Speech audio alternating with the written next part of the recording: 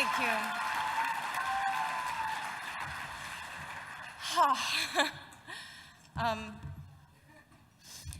I write for those women who do not speak, for those who do not have a voice because they were so terrified, because we are taught to respect fear more than ourselves. We've been taught that silence would save us, but it won't. I found this quote recently, and I was so moved by it that I looked up the author, and I was turned on to Audre Lorde. For those of you who don't know, according to the Poetry Foundation, she is a self-described Black, lesbian, mother, warrior, poet. And she dedicated both her life and her creative talent to confronting and addressing the injustices of racism, sexism, and homophobia. And I thought it was funny, I didn't need to know anything about her to know that I connected with what she was saying. I just knew. I knew who she was because I saw parts of myself in her words. For those of you who don't know me, I grew up a tomboy in Raleigh, North Carolina, where I spent most of my time trying to be as cool as my two older brothers and running around barefoot. But I also had a very special gift from my parents, and that was the arts. My father ran and still runs a regional theater where I would watch my mother and father perform for years, and where I would learn to literally use my voice through singing and acting. And I was around a very diverse and beautiful group of artists constantly, all races, religions, and sexualities. Things as a child I was completely unaware of. People just were what they are. Growing up, I thought that I was like every other girl who had a slight obsession with Jessica Rabbit and Katie Lang and Melissa Etheridge. A girl who was more comfortable borrowing her brother's baggy pants and backwards hats than putting on an Easter dress, who would rather play in the mud than in makeup, and who dropped out of ballet to get her black belt in Taekwondo. I didn't realize that there was anything that would have been considered different about me until I was 12 years old, right around when puberty and sexual feelings started to take over, and I felt something that I couldn't explain. And it was something that made my throat close up and my stomach clench, something that made my mouth go dry and my pulse race. And it was something so simple, yet so terrifying. I thought women were beautiful. And I realized I had always thought women were beautiful. But because I was born that way, I never once stopped to think that that was strange or anything to fear. But later in life, as a teenager who had bore witness to hate speech and taunting of the LGBT community, I instinctually buried those feelings. I silenced my voice because I thought it would save me. On top of that, there were inconsistencies to my feelings because I also thought that men were beautiful. Woo! And I had no way to put what I felt into words. I had no role model. No one I knew was talking about it. I wasn't exposed. So the only thing that I knew was fear and confusion and loneliness. How can you be who you are when you don't understand what you're feeling? And the more I kept silent, the more my self-esteem got lower and lower and lower. And then one day, I heard an actress say the word bisexual. And I thought, what the hell is that? And when I found out, a light bulb went off. The word didn't make me feel marginalized. It made me feel less crazy. It made me feel less alone.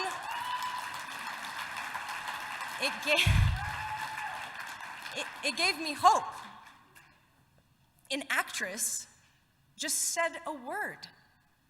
But it made a world of difference in my life and in my identity.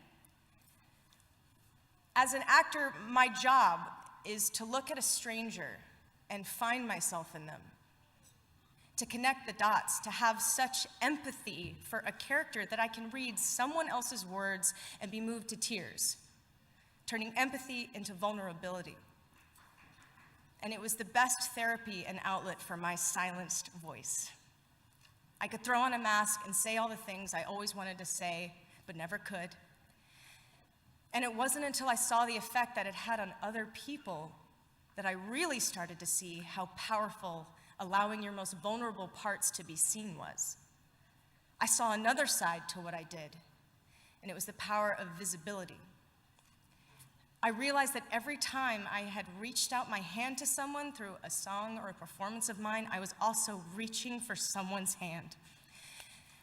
I see you, you see me, we aren't so different. And through that connection, the healing begins. Last year, on June 10th, 2016, I was reading some pretty startling statistics about bisexuals and bisexual youth that the Human Rights Campaign had released. I wasn't startled because I was surprised. I was startled because it was like reading an autobiography. Statistics about suicide, addiction, sexual harassment, rape, and intimate partner violence specifically rang true for me. And I racked my brain as to why.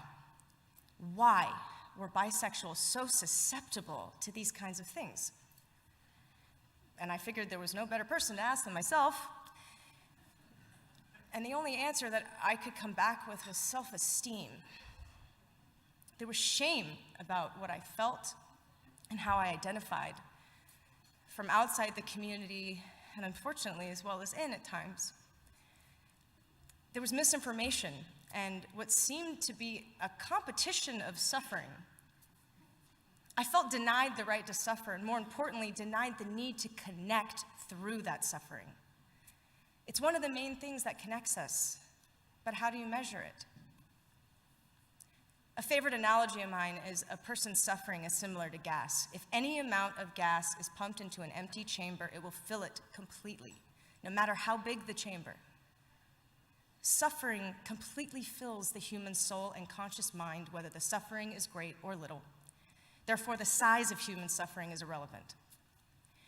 And if you truly believe that you have suffered more, then you should have twice as much empathy when you see anyone suffering, even just a little.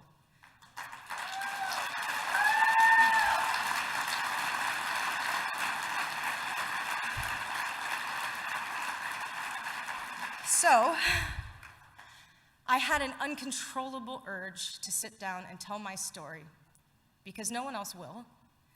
And if something's making you feel strange and afraid, chances are it's making someone else feel that way too. They just need someone to say it first.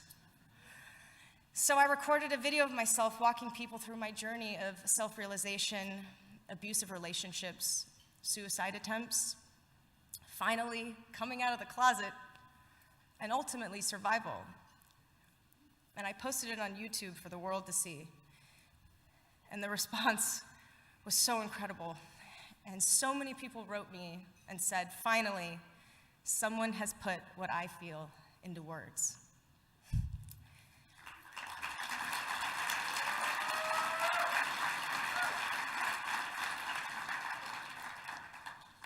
Two days later, the Pulse shootings in Orlando took place. Words matter. Your voice matters. How you use it matters, and why you use it matters. And I hope that my words gave someone a softer place to land after that devastating blow. I know that the people who reached out to me because of that video certainly did. Some people don't believe that artists should speak up. I think that Nina Simone said it best when she said, I choose to reflect the times and situations in which I find myself. That, to me, is my duty.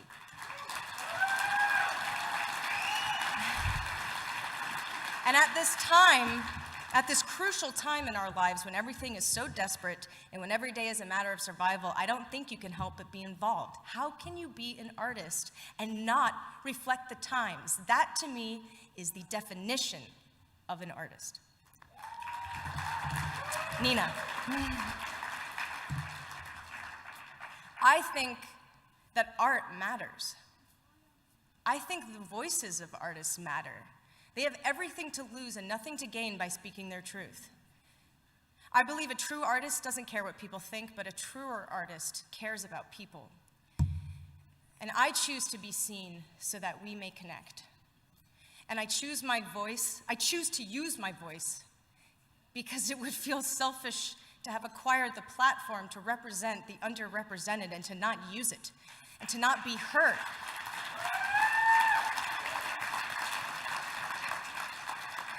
And you will be heard. People wouldn't try so hard to silence and discredit you if your voice didn't matter.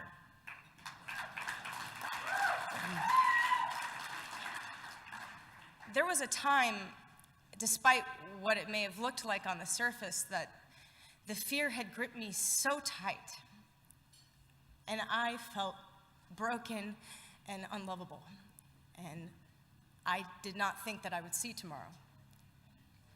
But because of the voices I had listened to, because of the people I identified with, the films I had watched, the music I had heard, because of words like bisexual and the doors that it opened, I'm still here. And I didn't miss out on the most beautiful thing I've seen yet, and that was my son. Visibility creates hope. And to be here today and to have the opportunity to take off that mask and be honest about who I am and what I've experienced is pretty indescribable. To have my parents' support, to have my father and my stepmother in the audience, along with my